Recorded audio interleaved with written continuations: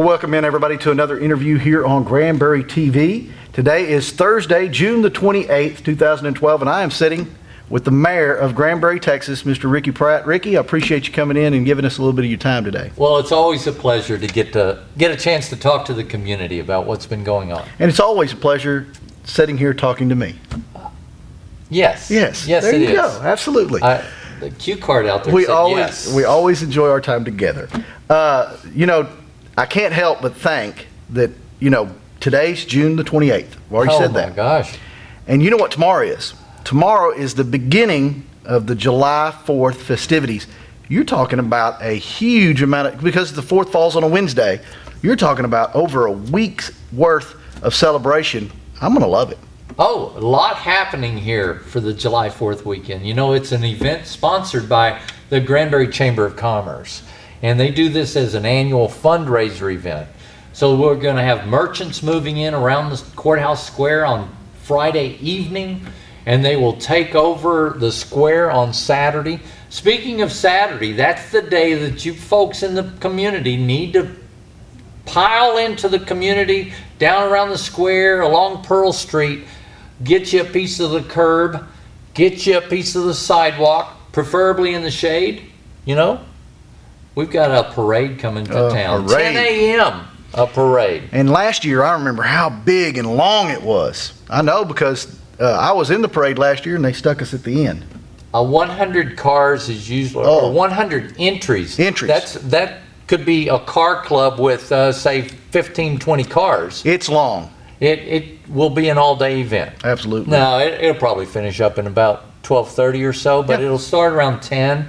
Should make it to the square by 10:20, 10:25, something like that if it kicks off at the right time. Remember, there's several people who walk in the parade, so it's paced pretty well. We'll have a couple of announcers posted up on top of the Brazos Smokehouse balcony. There'll be some live coverage by our TV station to video the event. So if you miss it, you're going to be able to watch it online later on. That's right. Watch it on Granbury TV. Great place to visit. Granbury, Texas. It's one of those hometown parades that's been going on for 30 some odd years now. I can't remember what the number is, but I think it may be 38. I think it's 38. Yeah. And, I remember being a little kid, and every year, July 4th parade, one of my big highlights. I mean, I always looked forward to that day and thought, man, we're going to have a good time around the square with all of our friends and family and our neighbors and just have a really, really good time. And then we always had interesting people come into town, and this is going to be nothing different. And it's going to be, and they've got events planned throughout the whole week.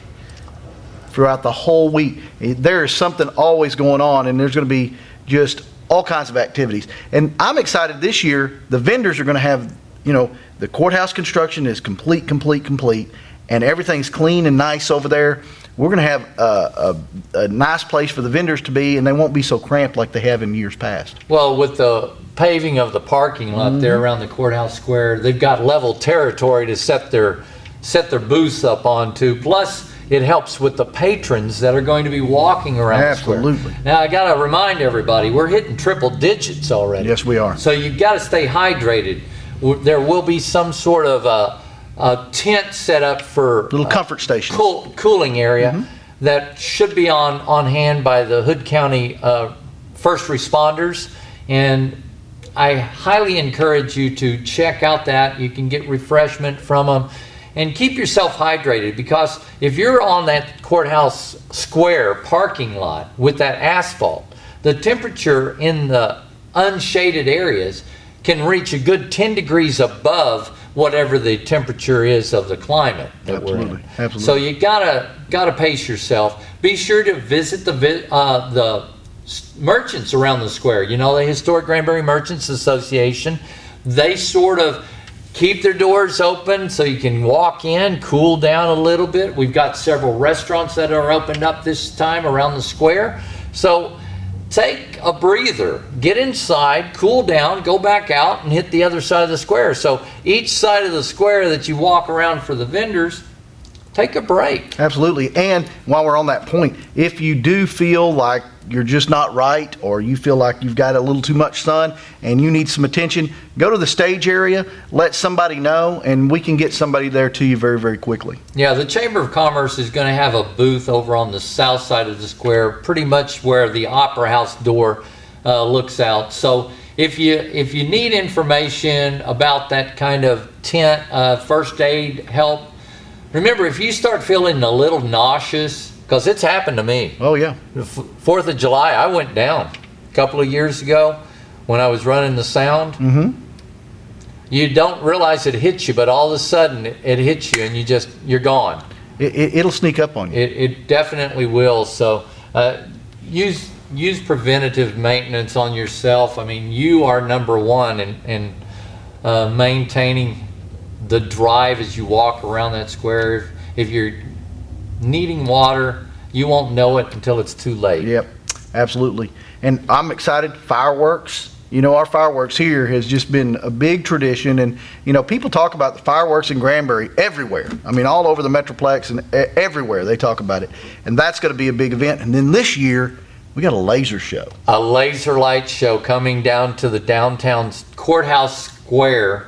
On the south side of the courthouse, that's the side that faces towards the Opera House. It's my understanding that come dark 30, which I think will be about 9:30 this year, you're going to see a laser light show, approximately 25 minute laser light show that's accompanying some music. It goes to the music, and we'll have a sound system out there to entertain the masses.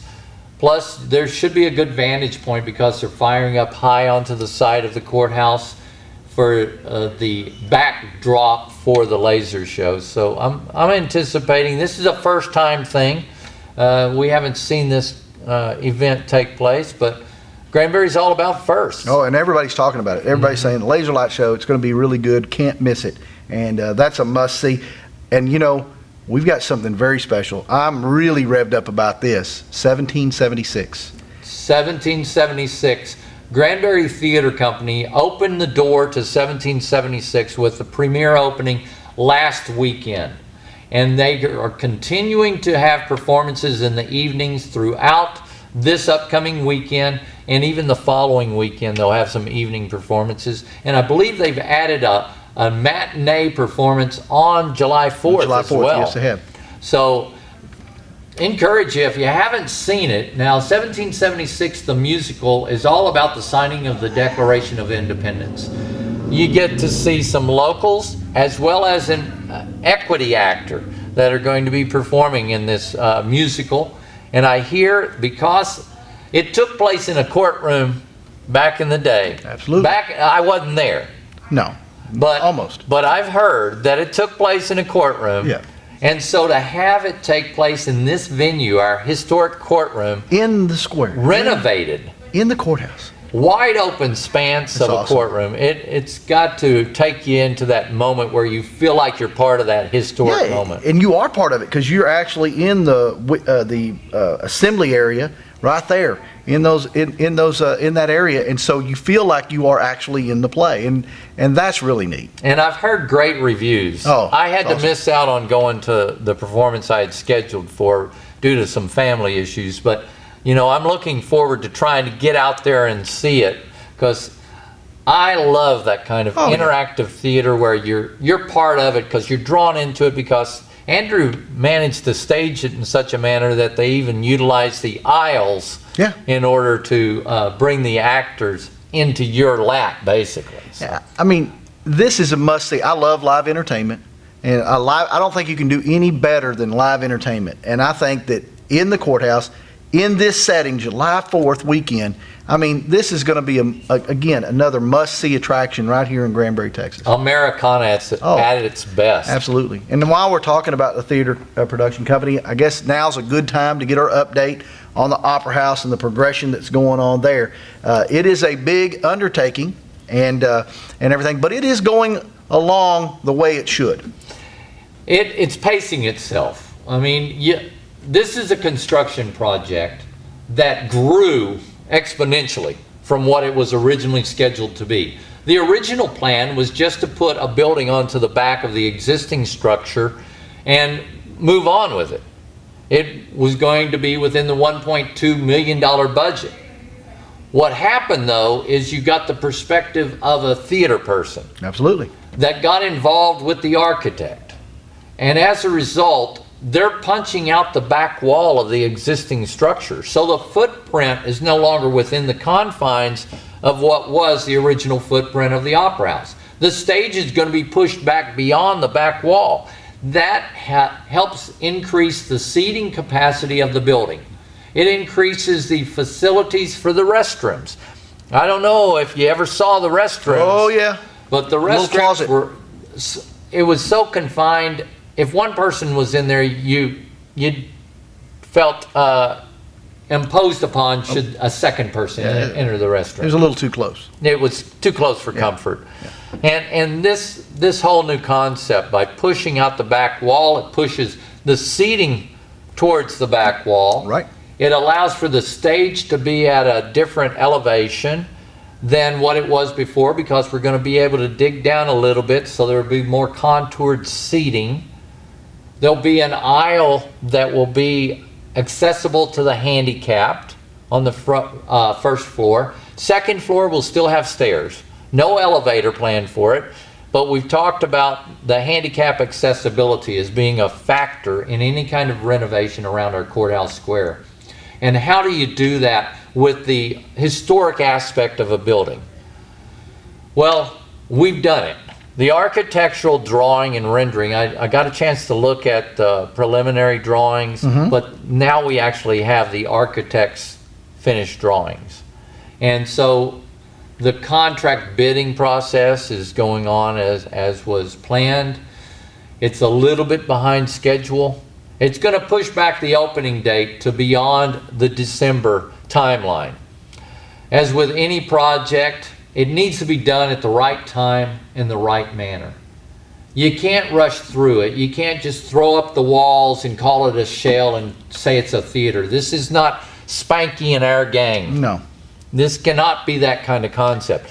This is a long-term project. This is a building much like the City Hall. If you look at that building, it was built for eternity. Well, 30 years plus anyway. And I would hope that we're going to see a good 30 years of use out of the Opera House renovation. Oh, yeah. That will carry us into the next time for renovation and remodel. And then some, I think. And, you know, I think that it was a good foresight. You know, everybody's going to have their opinions, but I think that it was a good foresight in that they did create more seating, because I've been there when the Opera House was in its heyday. You couldn't find a seat, and seating was cramped and stiff. This is going to be very, very comfortable. Everything I've seen about it is just, this is going to be a first-class place to go see a first-class production. Yeah, and there's going to be some expansion of the balcony. There's going to be better lighting inside of the facility. There's going to be audio-video additions, so that there's that interactive thing. Forget 3D TV. Oh, yeah. Live theater, we just talked about it. Live theater. 1776, a live theater production is tenfold better than a 3D event on your TV screen or even at the movie house. Absolutely. The one thing that, you know, one thing that I hated to see go, and here in Granbury we are so fortunate because we are one of only 2 places in the whole state of Texas that has a drive-in. But I hate to see parts of Americana just fold. The drive-in was a part of Americana. I mean, it's where people went and were a community together and that sort of thing. And theater houses were that was even before the drive-in. But this is something that we can keep and we can hold. And I don't think live entertainment, I don't think anybody will ever get tired of live entertainment. No, supporting the arts should be a priority for the community. Absolutely. And if it means spending some tax dollars to support the arts, I think we should be doing that. Absolutely. And investing in that. I mean, it betters our entire community to have that kind of a venue. It's also a learning vehicle.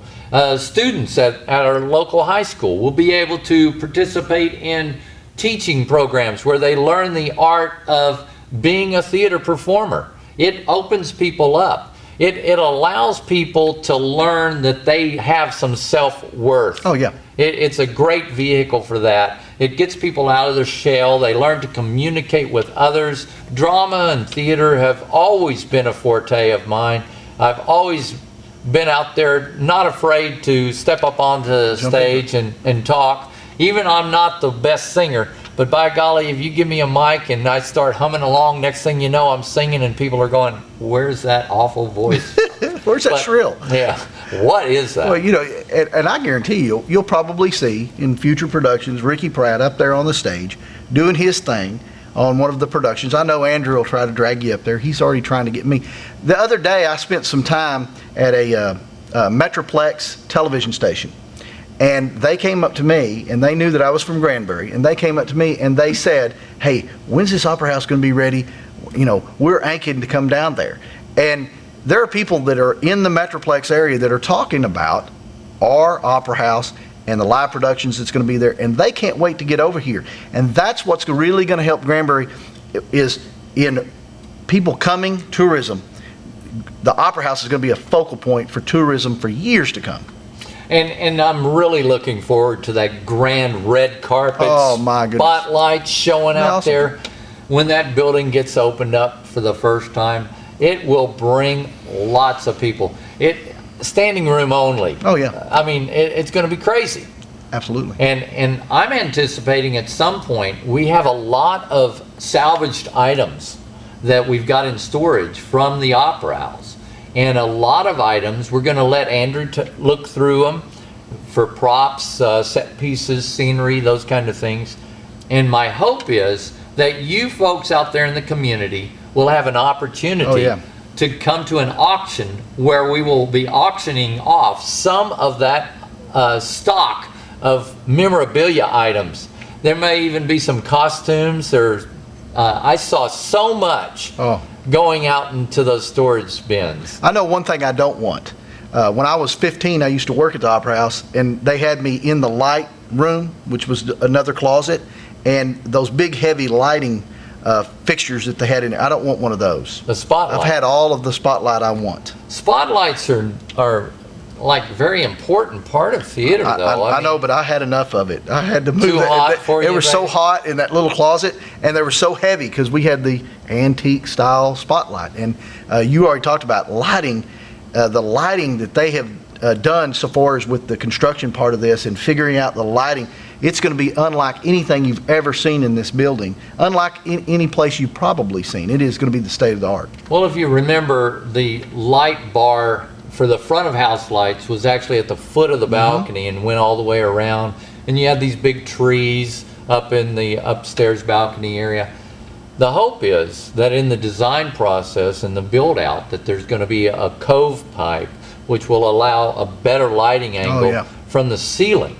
And there will be some front rail lights, and there will be overhead lights, and the overhead lights that are above the stage area will actually wind up being LED lighting, so that the amount of heat that dissipates off the instruments is going to be very greatly reduced. Well, that means air conditioning issues that we had in the past, electrical issues. There was one year I was there, and the power drain got so bad that I walked outside and you heard this arcing sound. The wires started oscillating and were short-circuiting together, and our power inside the theater itself was going on and off.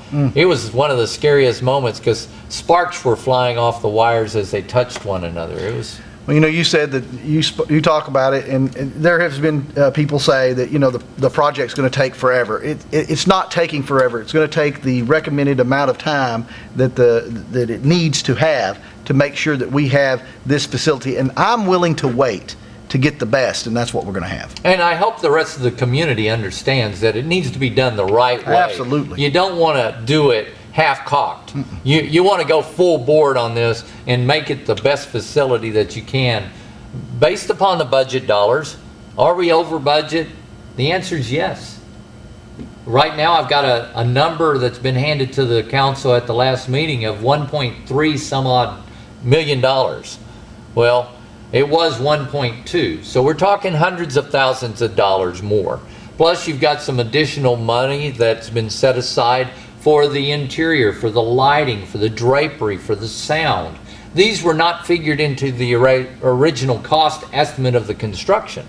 So those are over and above. We've managed to find some funding to help them. We're hoping that the community will help support it through some of the nonprofit groups, the Opera Guild, the Friends of the Opera House, those kind of groups, historic preservation, we're Preserve Granbury. We're hoping that these groups will help us in the culmination of funding to make this facility work out well for the community. And I know it will. I know that Granbury always rises to the challenge and rises to the cause, and they'll make it happen. And, you know, we talked a little bit about it, how this is going to impact our economy here. Once the Opera House is in and fully functional, the tourism will just, I mean, I remember what it was like back in the heyday, and it's going to be that heyday again because of all of the talk that's going on. But let's talk about how our local revenue here, our local tax revenue, and our local businesses have been flourishing this year. It's been a great year for Granbury, Texas. Yeah, they talk about how poor the economy is across the United States, but I've got to tell you, here in the state of Texas as a whole, we're seeing very little effect. On our local economy, we're looking at an 8% above last year-to-date total on our sales tax revenue. That's fantastic. That means that once again, property taxes don't have to increase to help support the city services that we've got going on because the sales tax is above where we budgeted for by 8% year to date. This month reflects the last 2 months or 2 months back as far as its sales tax, and it was up. So we're talking on an average 8% increase on sales tax. Hotel occupancy tax, that's a number of heads and beds, that's what's reflected by that, is up as well. So we still have the tourism dollars coming in. We still have the people coming to our community to spend money. We're still seeing a little bit of an economic swell, and we haven't seen it fall off. And we're not even at summer yet. No, summer just started, and it's hot. It is hot. And so is the business. Some business is really hot. People are really doing well, and I love to see that. Yeah, it's a good economy that we have. Is it the best economy? Are people still pinching pennies? Yeah. Are the purse strings still tight? Yes. But by doing that, we've managed to stay in there. We've managed to hang in there. And we're seeing dollars being spent in our community that trickle down to help support the rest of the community. It's the circulation of the revenue, and you see people doing it. One reason that people pinch pennies is because we spend them too. I mean, we get out and we do, and that's good. We're supposed to. I know we do. Yeah. My household, it's like this much coming in there, and this much going out there. Yep. I don't know why, but that's the way our society tends to function. And in the same vein, we're talking about some great foresight by the city and by the county in some of the productions that you're doing now. The joint county and city loop project that's going on. I am so excited about it. You know that I've been just tickled to death about this, how it's going to tie in that side from the north to the east, and that area is going to be a big time boom for not only residential housing, but it'll also be a big time boom for commercial use, because once you tie that in, I've tied it in here on my notes together with the airport expansion, because the airport expansion and the use of that loop, it's all going to make perfect sense for businesses, for commercial usage, and for, you know, just the residency of being able to have some really nice developments also come in and expand. Oh, I'm anticipating big economic boom just based on the fact that the loop. Now, is the loop in the right place by today's standards?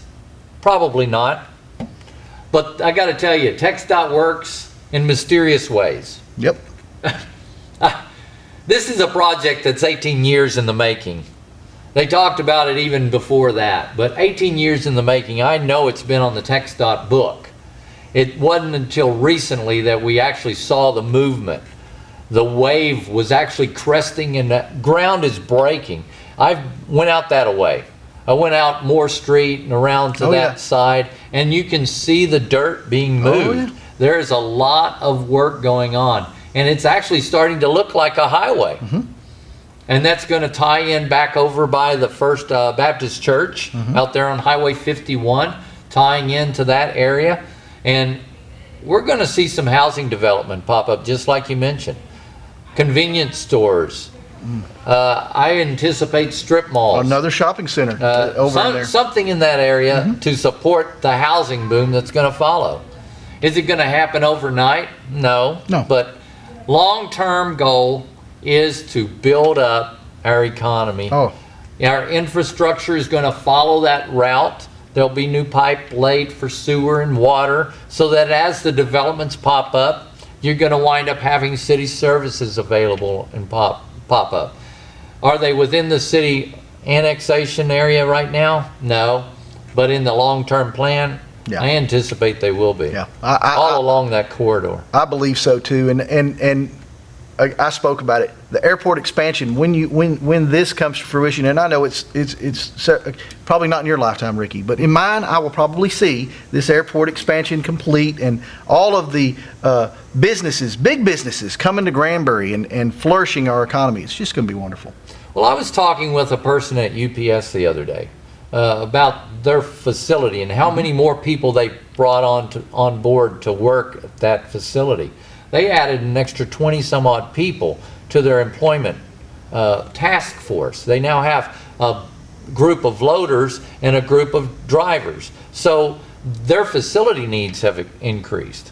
Well, if you wind up adding in the fact that they might be able to take a regional air freight, bring it into our local airport, what does that say about creating a bigger hub for regional distribution? No longer do their trucks have to travel 377 to get to Granbury to distribute out to the region, because they cover some 30 to 45 mile radius around the city of Granbury in their distribution.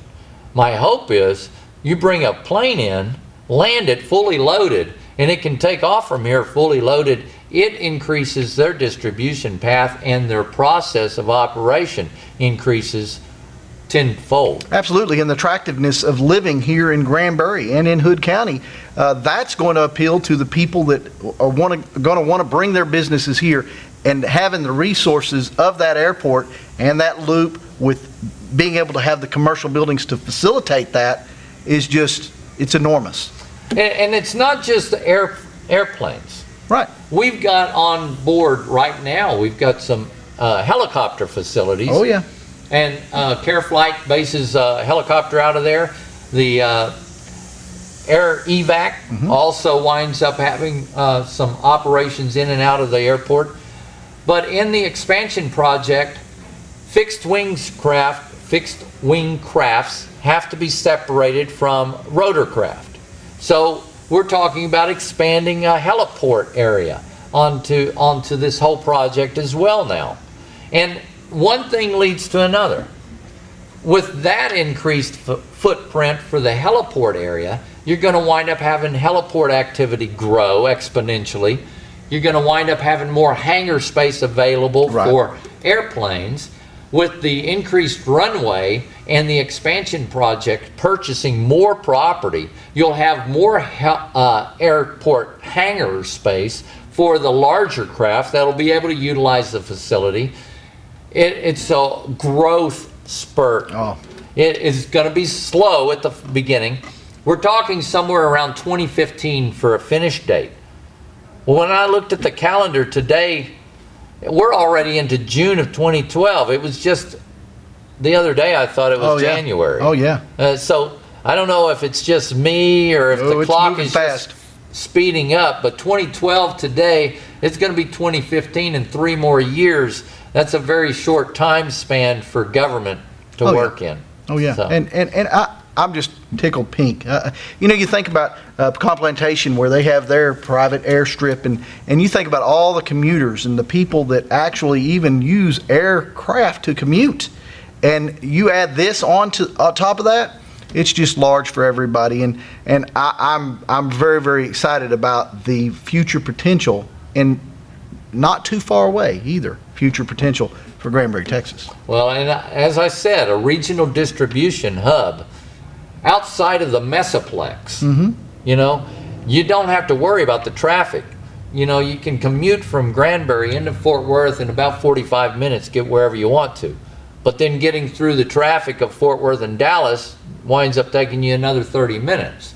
So if you can bring that facility for distribution out of the Mesoplex, you bring them down to Granbury, then you've got open range to distribute. And with that will come new jobs. It will also come an increase of population. And a lot of people say, or some people say, well, we want to keep Granbury small town. But the city and the people that, the county officials, everybody that works here, always make sure that we use that as a forefront on anything that we do development-wise.